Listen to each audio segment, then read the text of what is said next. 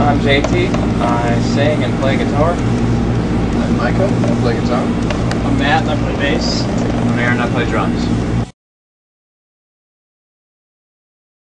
The tour's been going great so far. About a month in, and the shows have been absolutely amazing. Been a fun time. It's totally different because on this tour there's only 8 bands, so it's a lot easier for the Project Revolution crew to kind of take care of only 8 bands, you know, as far as like feeding them and being able to take showers and stuff like that. It's just totally different for only... Not quite as chaotic as the tour is. It's got the same kind of outdoor festival vibe, but just runs a bit smoother just because of the smaller size. And also, the stages don't play at the same time. There's only 2 stages. The Revolution stage, which we play on, and then the main stage, which Linkin Park plays on. So we don't have to necessarily compete with playing with the other bands. We're the only band playing at our time slot. A long time coming, about 2.5 years since our last record, so we're all thrilled to have a new one out front. Yeah, it was great to just go, we did an in-store in New Mexico. It was great to just go in there to see the record. You know, that was kind of awesome since we've been working so hard just to get it out there. You know, we threw songs away, wrote more songs, and, you know, ended up with, you know, the 12 or 13 that made the record. I would say it was a little bit more natural. We didn't really set out to kind of shy away from doing anything necessarily. You know, there's a lot of poppier sounding songs, but there's also, you know, a lot of heavier sounding songs as well. So I think we still kind of kept a balance on this record. You know, a major difference is we lost Casey, so we didn't have his screaming to kind of fill things out on the darker songs, but, you know, we try to do that in different ways. We don't really have a lot of expectations because I think everybody in the entire industry has sung a lot less than they used to, so it doesn't really matter to us. I mean, that's the nature of business, I guess. After everything we've been through, we're just happy that the album's out. We don't care how much it sells. We're just glad that it's out there for people to hear. We actually completed that whole process. Yeah, I think that's, you know, that's the way the market seems to be heading. I personally prefer, you know, a physical CD and physical layout. I think it's just not as personal. I like people to just touch things, flip through it. I don't know. To me, that's just what I grew up with, and that's what I prefer. It's a little bit of a bummer that somebody can just kind of pick and choose what songs they want to buy. You know, I mean, we obviously recorded a certain number of songs and made a track listing for a reason. You know, otherwise, why don't we just record one song every month or something, and people just want to buy one song? And I think the other thing that sucks is, at least right now, the quality of the songs aren't nearly as good as they are on CD. And until, you know, the technology catches up and can, you know, deliver that kind of quality, it's still going to just be an inferior product.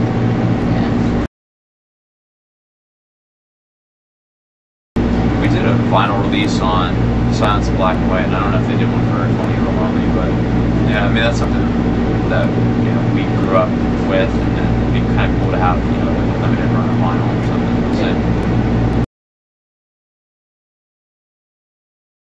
Yeah, I mean, it was definitely a different dynamic.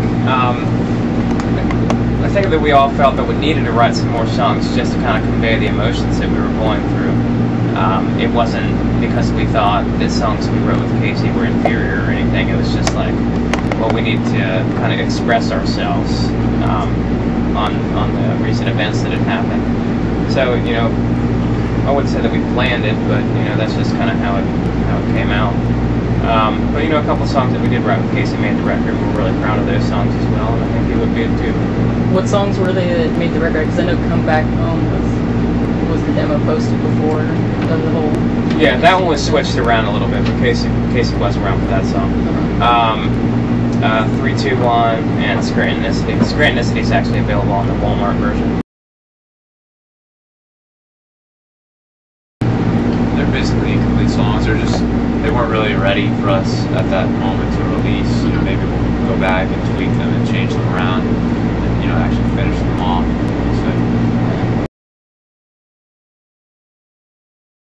the title is about everything we were going through between our legal cases and losing Casey, you know, we didn't know what the future held for us. It was sort of a very dim period in our lives and our career, and we were very scared about the future. You know, on a much broader scale, there's a lot going on in this world today, and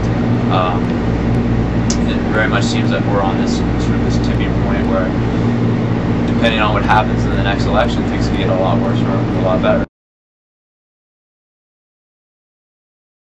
Everybody that's come up to us that have, you know, are our fans that have been coming to these shows have, you know, told us that we sound really good, and you know, that they obviously miss Casey, but they said that we're doing really well considering what we've had to go through. So it's really encouraging to have people you know, tell you that you still sound good and that you know, they still believe in what you're doing. And I think people have been extremely supportive of us. And I think people are already starting to sing along to some of the new stuff live, which is always encouraging. And all the comments I've read online have been extremely positive, so it's encouraging.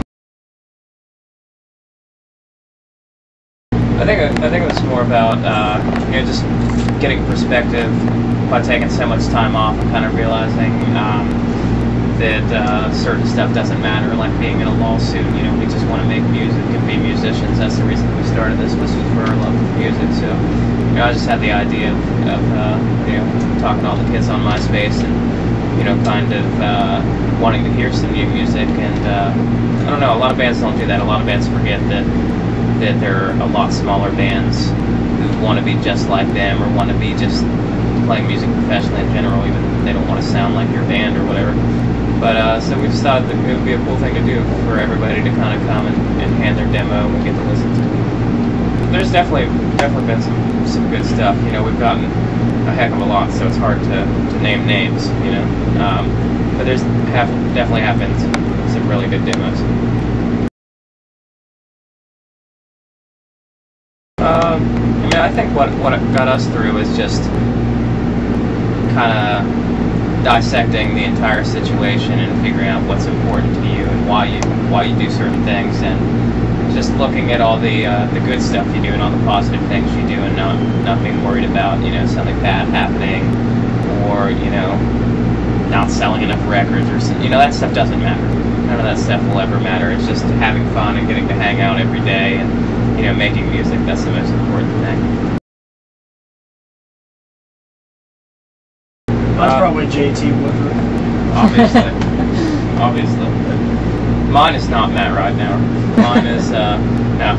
I don't know. It's awesome that we had a record come out on Tuesday and that we're, you know, on one of the biggest tours of the year, and we're just excited, you know, for the fall, and we're excited to be promoting the new record.